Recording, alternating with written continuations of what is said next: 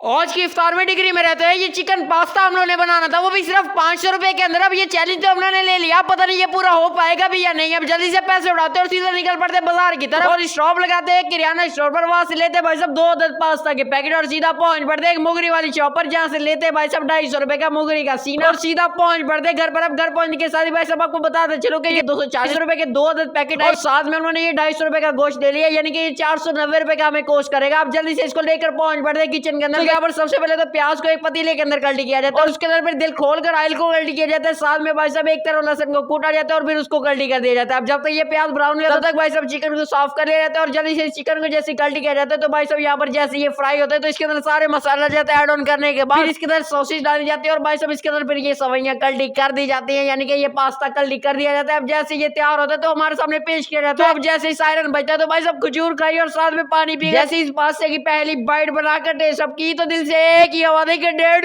मजा आई भाई साहब। टेस्ट इसका बहुत ही अमेजिंग था। आप लोगों ने कमेंट्स में बताना कि अगर आप लोगों ने इस टाइप का पास्ता ट्राई किया है या नहीं किया, और ये भी बताना है कि भाई साहब नेक्स्ट हमें कौन सा चैलेंज करना चाहिए। बाकी फॉलो कर लो गाइस।